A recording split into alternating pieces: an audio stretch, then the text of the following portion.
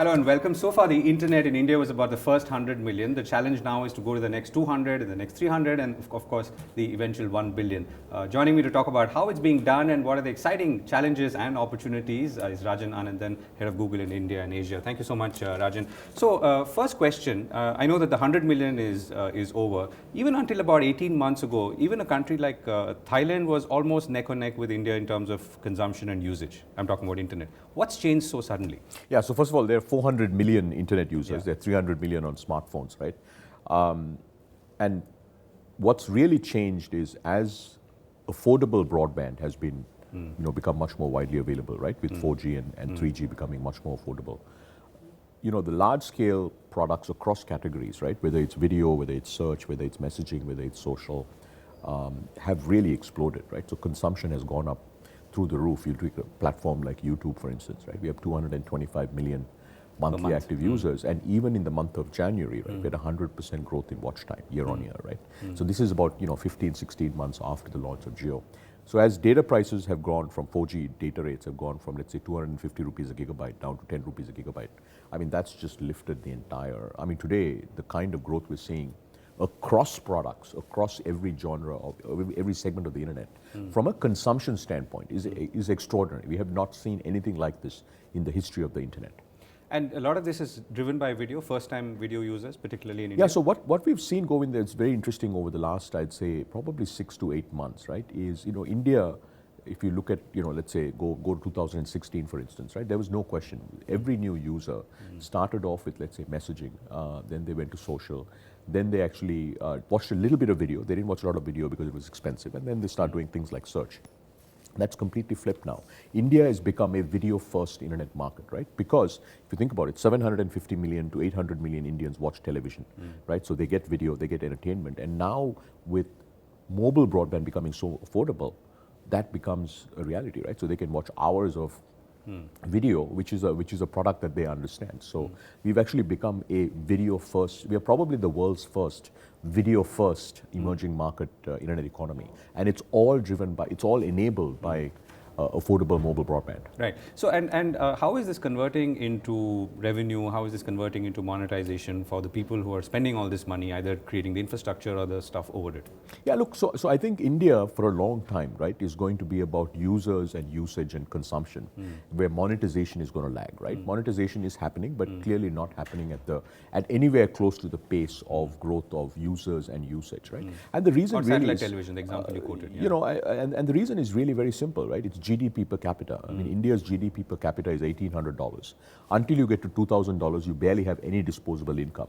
And if you look at a market like China, right, e-commerce really took off when GDP per capita hit $4,000. So our view is, look, the next 5 to 10 years in India really is going to be a continued story about user growth, right? Users will go from 400 million to 600 million to a billion. Usage will quadruple, double, quadruple, triple, go up 10x. You're saying 600 billion by 2020?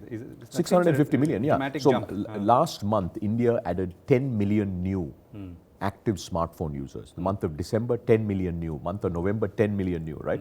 So we are at now a 10 million new smartphone users rate of addition, right? And what you'll see over the next several months is affordability of, in many ways, right? There are two affordability constraints India had. One was data, the second one is smartphones. Data has been solved, right? At 10 rupees a gigabyte, it's extremely affordable. The other constraint we need to solve is affordable smartphones. So in the next several months, you'll start seeing smartphones, very high quality smartphones that'll be in the market for 2,500 rupees, 2,000 rupees. And that will really open up, right? And it's quite likely, we're definitely going to add 100 million new smartphone users. So we ended 2017 with 300 million active smartphone users in India. They're going to add at least 100 million. And there is a possibility that pace would accelerate, right? Because it's all about affordability. India is a country which is all about you hit the right product at the right price point and boom, the whole thing takes off. Right. So people will consume. I think that's maybe looking like... No, people are consuming. Yeah, consumption is going to go up by orders of magnitude. Yeah, so monetization will lag primarily because of incomes per capita. At the end of the day, right, it's about affordability that people are today paying for data, right? So they're paying for data, 10 rupees a gigabyte, they're paying 100 rupees, 200 rupees. But when it comes comes to, let's say buying products online, or when you look at the digital advertising market, these are all very, very small markets today. Right. So what else can grow? For instance, the general feeling, and maybe backed with some data, is that we overstated the e-commerce market, or at least in the time that the time period that we've looked at or talked about. What else can grow apart from e-commerce when you talked about the next 300 million or the India 2 and India 3? Yeah, so look, I think in many ways, India, I'm pretty sure we will invent new business models, right? Because if you look at Unilever, is a great example, right? They've got a €6 billion business that is worth $40 billion in market value, right? By not selling shampoo bottles of this size, right? They sell must-have products for personal cleansing and so on and so forth, but they sell it in very, very small sachets. So I think Indian entrepreneurs are going to start innovating, right, on different business models. So at the end of the day, you have to provide a very useful product or service at an extremely affordable price point. That is going to be what it is, right? So if you look at sectors like healthcare, education, so on and so forth, we are now seeing early stage startups that are beginning to experiment very rapidly with offering, right, unique and valuable services at very different price points. So if you think about consumer internet businesses, you make money three ways, right? E-commerce, you sell products, you sell stuff. Second is advertising, and the third is consumer paid subscription. So think gaming and things like that, right? E-commerce is, last year was about 17 billion. We'll get to 40, 50 billion by 2020. That's actually nothing to sneeze at, right? 50 billion is, 300,000 crores of e-commerce. Digital advertising was about 1.8 billion. It's going at about 30%, right? So that will continue to grow. And then gaming and, consumer paid subscription services, whether it's Netflix or movies, Amazon Prime, or gaming, has been quite nascent. And we think that is going to take off, primarily driven by micropayments, right? Paying has been very difficult. So if you want to pay 10 rupees, it used to be very difficult. But today with Paytm, Taze, and so on and so forth, right? It's become... You didn't mention WhatsApp. Yeah, it's just launched. Yeah. Okay. So here's the other question. If I would ask you to take a step back, what is Google's strategy? Just walk us through or revisit for us in this ecosystem of fast internet growth, new products being launched, the next 600 tantalizing million subscribers out there or consumers out there. Yeah. So Google's mission in India is internet for every Indian, right? So there are 1.3 billion Indians, and every single one of these Indians, one of our Indians, should be on the internet, right? So we are very, very focused on figuring out how to get every Indian online and make the internet useful to them. So what we've done over the last 3 or 4 years is really try to address each of the major challenges or bottlenecks to actually getting people online, right? So affordable devices, right?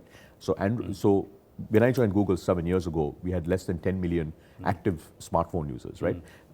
India went from 10 million to 100 million when smartphones became less than 10,000 rupees. Then we went from 100 million to 300 million when we crossed the 6,000 rupee barrier. The next big barrier is 2,500 rupees. That we're going to cross in the next few months, right? So affordable devices, affordable access, right? So before Jio, access was not affordable, broadband access, right? So that's where we partnered with RailTel. We're in 250 stations. We'll be at 400 stations soon. And now we're actually taking Wi-Fi, which we think is actually going to be a very, very important part of India's connectivity story, to a large number of places. So you'll hear a lot more about that. Local languages, right? Only 200 million Indians are proficient in English. So we've had huge focus on local languages, right? Keyboards in dozens of Indian languages, voice recognition, and so on and so forth. And using AI and ML, right, for things like translation. So local languages, big focus. And then we've actually focused on a number of other enablers. For instance, we have an initiative called Internet Sati, where we are going into villages and we recruit women, we train them on how to get other women online, and so on and so forth. And finally, look, we've had a huge focus on making sure our products work in an Indian environment, right? A lot of the new users, they have affordable smartphones, which means they don't have a lot of memory on this device, right? So your apps have to be super light. So we actually re-engineered all our core apps so that they work on these devices. So huge amount of effort around products, around access, around ecosystem. And lighter apps, offline, all these things, right? I mean, so these are announcements we'll obviously look out for. Last question, Rajan. The whole problem of fake news, right? I mean, platforms like yours, Facebook, are obviously where it all emanates or it comes together. What are you doing about it in India? I know you're taking some steps, but what are you doing about it? I mean, we are focused a lot on fake news as Boom, for instance. Yeah, so I think it's good that you're focused on it. Look, we take it very seriously, right? So what we're trying to do is a whole set of things, right? I mean, at the end of the day, you have to make sure that a lot of it is algorithmic based, right? When a search result comes, it's algorithmic based. So how do you make sure you're working on your algorithm so you can identify fake versus real news, etc., right? How do you make sure that when users actually point it out, we have a system in place, we are able to evaluate it and then take action. So a whole set of things that we're trying to do. But it's an ecosystem, right? It's an ecosystem problem. And we'd be very excited about working with Boom and many others to solve this problem. Right. Rajan, on that note, thank you so much for speaking with us. Absolutely. Thank you.